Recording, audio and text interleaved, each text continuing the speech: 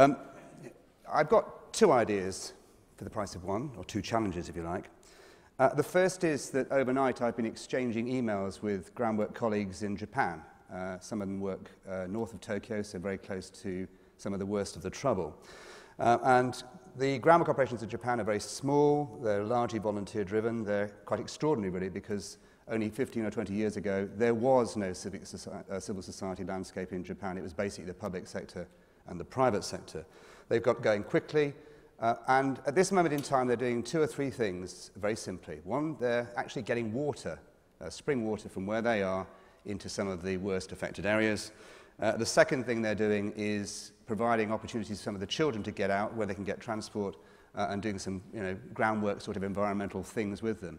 And the third thing, which I thought was most extraordinary, is that they're already thinking about life afterwards and what can be done to turn what is not only a terrible people disaster, but also increasingly a terrible environmental disaster into something that can be better and more positive.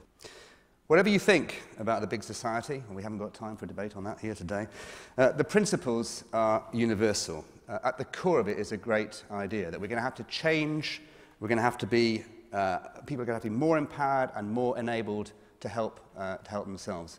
To use a phrase I used a few years ago, the whole aim is to set people free, not set them adrift.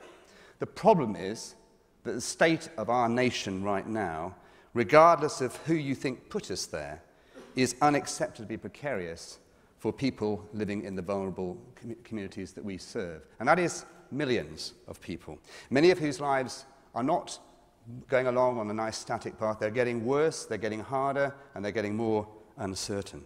And as we've already heard, unemployment is rising very rapidly. It's rising much more sharply than the government had predicted, and no amount of dressing up by Chris Grayling is going to make those numbers yesterday look any less scary. And I suspect that's likely to continue for some time to come. So clearly one of those challenges about what can business do to help get people into jobs, give people work experience is a really powerful thing.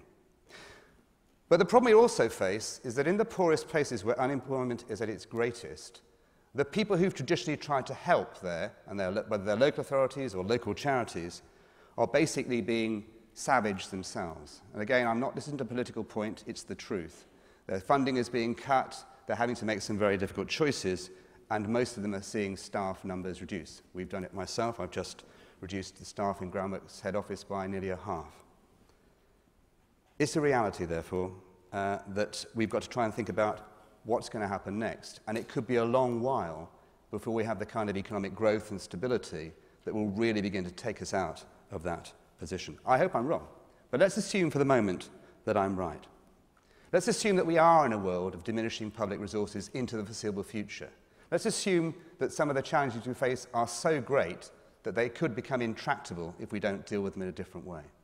So my second big idea is this, and that is we need to think much more clearly about how we collectively use the resources of the three great sectors of this nation: the public sector, the private sector, and the voluntary sector. Each bring their own unique characteristic, but each, frankly, tends to go off and do its own thing, and at very best tends to work with another sector rather than the other two. That isn't going to be good enough for the future. If we're going to make a difference, and this is where I'd like to pay particular homage to the business connector idea that business in the community are building at the moment, if we're going to make a difference, I think that businesses are going to have to step up to the plate more perhaps than you've been ready to do in the past. So that's a big challenge. But I think you have a critical role, particularly where you are locally, in helping people join things up on the ground, in helping people speed their efforts, whether they are a local authority or a local charity, or it could be a national organisation such as the National Apprenticeship Scheme, or it could indeed be Groundwork with our network of local trusts. Let's coordinate those efforts together. Let business in the community know what you're doing, who you're supporting, and let's collect the work into one place and inspire others to follow that example, because nothing inspires us more than seeing other people's success and the people's stories that flow from that.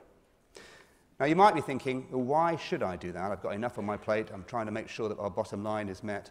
I think you need to do that because you, as businesses, your future economic success depends completely, I would argue, certainly in this country, on our nation not being dragged down by endemic, unsustainable poverty. Whether it be poverty of mind or body or spirit, Ian Duncan Smith has made a number of very important points about that recently. If we allow that to be sustained, our country's economic potential will be stunted into the long term. And so, the last point I want to make about the big idea is this. This is a new way of working. And as such, it's going to be uncomfortable. It'll probably be uncomfortable for the government. But if we get it to work, they're not going to be able to ignore us, are they? So let's think about how we can get something to work and make it happen. And if it is going to happen, it's going to need a number of key things, which I want to finish with. It's going to need you to abandon the idea that business involvement in changing the worst places in our country is all about CSR. I hate the phrase CSR with a passion. This is about you, for me, for you seeing your businesses as fundamental shifters, changers, shape of the places, helping us change things because it is in your commercial interests to do that. And that will need your best people, your best resources, your best endeavors, and actually your very best business focus. And that needs to go all the way up, right through the organization, cutting through to the board, cutting through to the senior executive, in a way that makes the business live and believe that its commercial success is partly dependent on an economy that is not just successful, but is also just. Thank you.